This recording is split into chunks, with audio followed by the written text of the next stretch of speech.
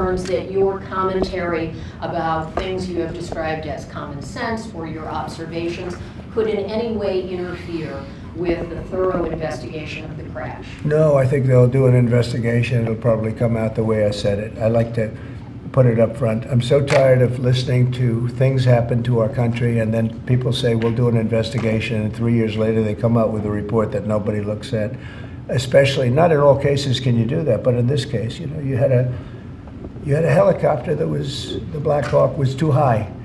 It was above the 200 limit by double. Shouldn't have been there. And there were some other mistakes made too, and I pointed them out also, and I was right on all of it, but they'll still do an investigation just to check it out, but I think that's what you're doing. As Commander-in-Chief, are you at all concerned about opining about the Army and the conduct of that aircraft when you are Commander-in-Chief and these are the people who report to you, and there is an investigation on them? This was all caused by bad rules, regulations, and other things by Biden, the Biden administration.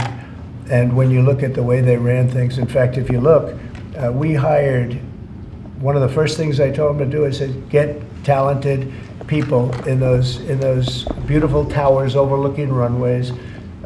You better get them in there fast because we don't have people there that are qualified. And you knew that because planes were landing very, very late. They were circling all over the place.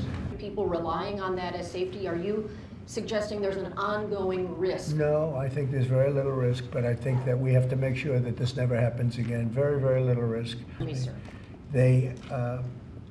We have to have the best people, the smartest people, the sharpest people. Government websites, will be shut down this evening to scrub them of DEI content. Can you confirm whether that's accurate and if there are any concerns? I don't know. It doesn't sound like a bad idea to me.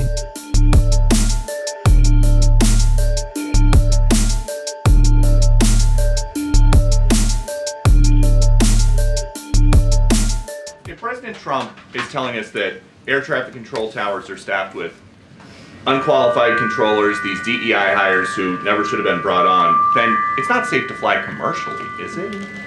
The president was asked and answered this yesterday, and he believes that it is still indeed safe and Americans should feel safe traveling our skies. With that said, two things can be true at the same time, and we certainly have seen the deterioration of federal hiring standards at the Federal Aviation Administration, and the president wants to increase those standards. He wants pilots in this country who have the great responsibility of flying American citizens by the tens of millions every single day to be chosen for that position based on their merit and their skills. And so the administration will continue to prioritize this. Was the air traffic controller in the DCA tower on Wednesday night hired or not fired at some point because of his or her race? That investigation is ongoing.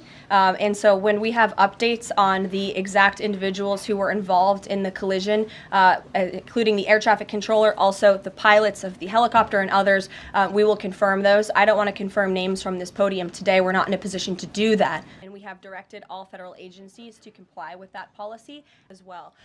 If you are an American who has spent many years studying aviation and you graduate from school and you're an air traffic controller based on skill and merit, and then you apply for a job and you're forced to fill out a biographical questionnaire asking you the color of your skin and asking you where you're from in details that aren't relevant at all to the job description, I think that deteriorates the morale of people in this industry. And if you talk to people in this industry, they'll tell you that. In fact, many of them filed a lawsuit against the FAA a couple of years ago under Joe Biden's administration because they were denied positions because of this DEI hiring practice that was putting identity politics over merit and skills. That's unacceptable, and I think just to put a fine point on this, because this is the third or fourth question I've answered on this subject, when you are flying on an airplane with your loved ones, which every one of us in this room has, do you pray that your plane lands safely and gets you to your destination, or do you pray that the pilot has a certain skin color?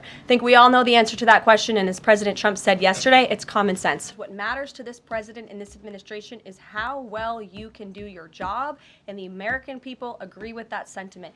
I think one of the things that the American people love most about this president is that he often says what they are thinking, but sometimes lack the courage to say themselves. And I think yesterday at this podium, you heard President Trump express great frustration, perhaps even anger, with the previous administration's policies, many of which have led to the crises that our country is currently facing and that this president is focused on fixing.